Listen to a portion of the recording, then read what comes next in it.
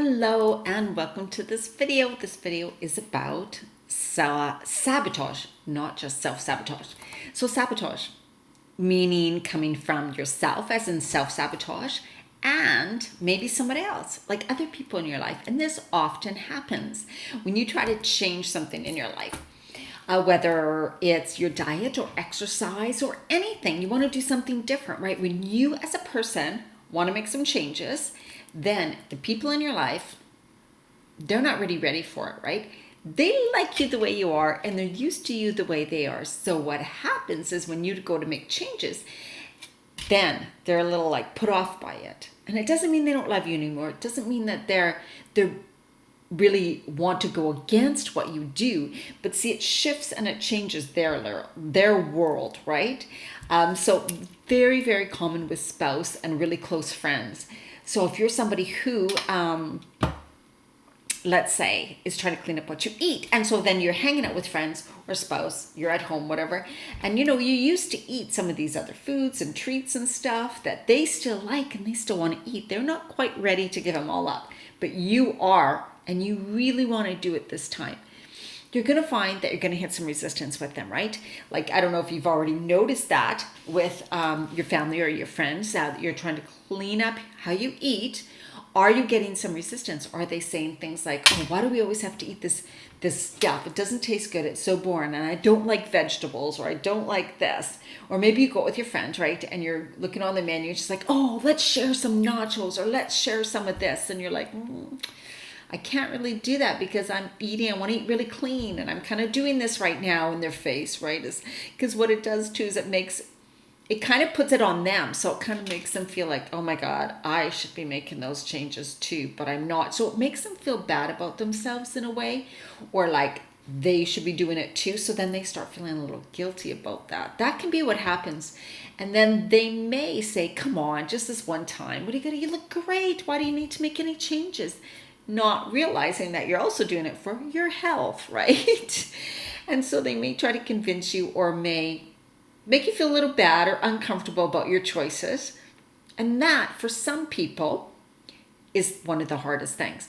Because if you are somebody who's a people pleaser, or doesn't like to cause stress in someone else, or likes everyone to be happy, wants everybody to be happy, and wants everybody to feel comfortable. So if you're one of those types of people, when somebody is reacting to what you're doing now, and it's making them feel bad about themselves maybe, or making them uncomfortable, or making them want to say to you, kind of trying to convince you, that old peer pressure kind of, to come on, just this one time, let's do it, it's not so bad, things like that, and you're trying to hold your ground and say no, but not hurt their feelings at the same time, that can be really uncomfortable.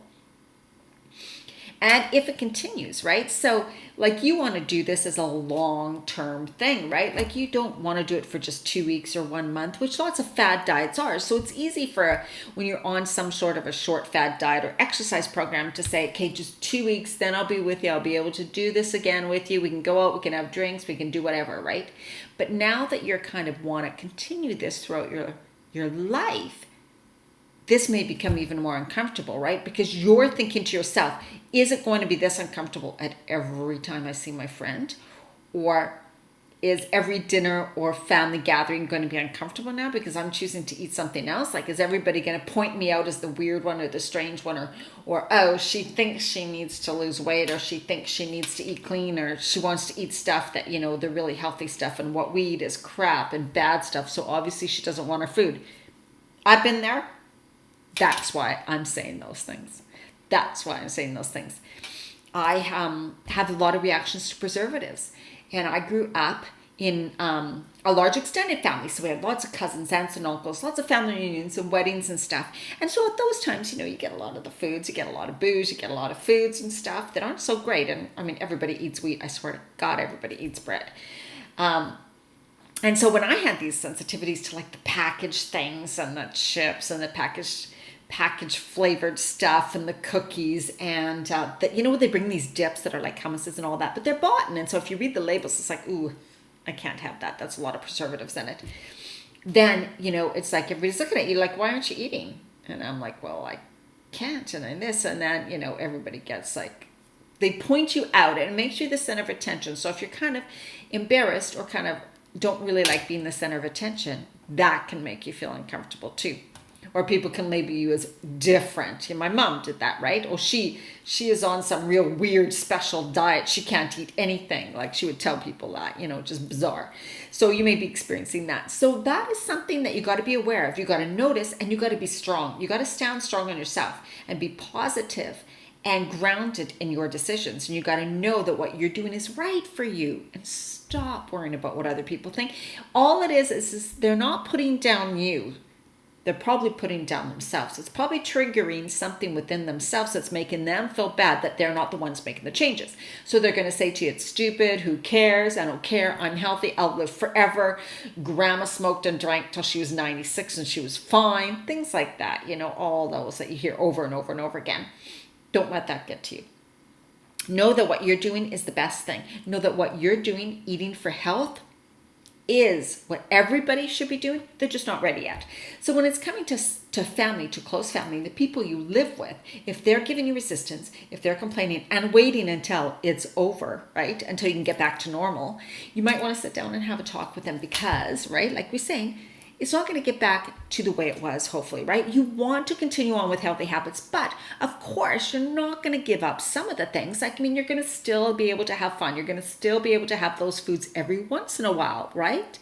But most of the time, you're going to stay clean, right? You're going to stay eating the foods without the preservatives, the packaged foods, without the junk food and all that. Only those things will come in special times. And just tell your family that and just say, you know what, I'm not going to try to change you guys. I'm doing this for me, for my health. If you want to try my food or if you want to get on, then great, but I'm not going to force you and I'm not going to bother you about it. So, I hope that you just let me do my thing. And when you do that, when you really sit down and be honest and straight and not embarrassed and don't feel insecure about your decisions, they will probably respect you. They may give you a little bit of flack at that moment, but once they walk away and sit and think about it for a little bit, especially if you say things like, you know what, you guys choose to do certain things that I don't. So let's just keep it that way. Everybody's different. Everybody's got different interests and is on a different path, right? And you know what? Guaranteed, you making those positive changes is influencing your friends and your family, no matter if you think so or not. They will be more conscious about what they eat. Guarantee it. I've seen it over and over again. So yourself, self-sabotage. When you're the one sabotaging yourself. Well, it can relate, and it does most often, to things that happen when you're growing up in your childhood, maybe the way your parents talk to you, or their beliefs, or this is something that can come up. So if you have a family like we talked about in these examples that I just gave you, when you go to make a change, you're going against your family. You're going against what the people you love believe. So that is hard. You don't realize that unconsciously, that those beliefs and those keep pulling you back.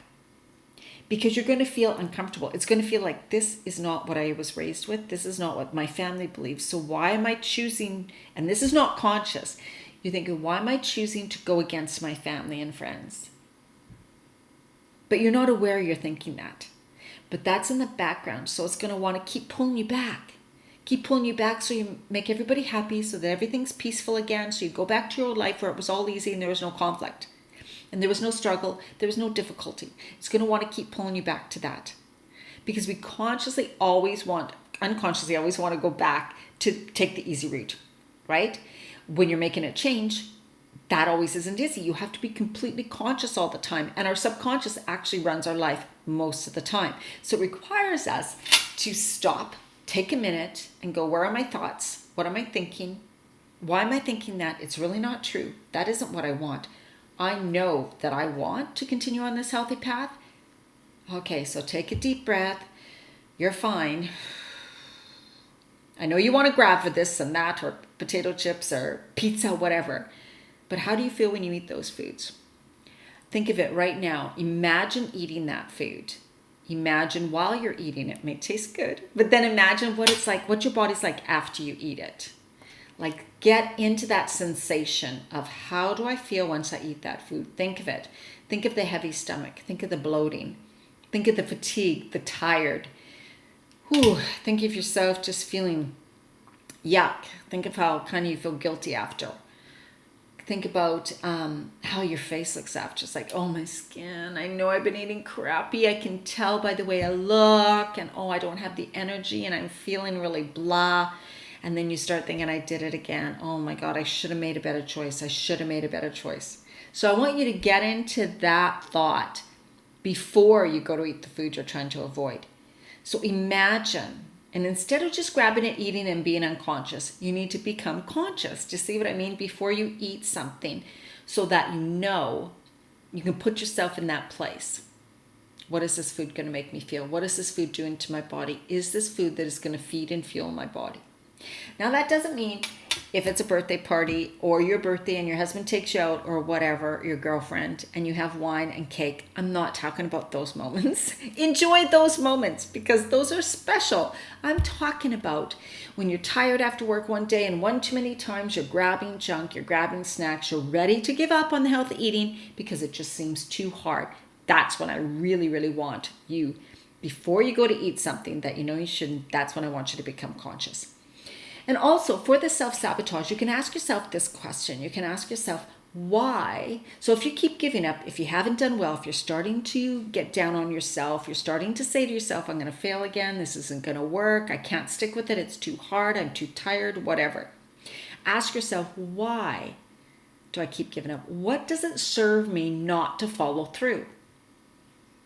Why am I giving up right now? And what am I gaining from not following through? Like, what do I gain personally by not continuing to eat healthy? And so let me see, you'll say nothing. What are you talking about? No, this is it. So if you don't follow through eating healthy, changing your diet, exercising more, that allows you to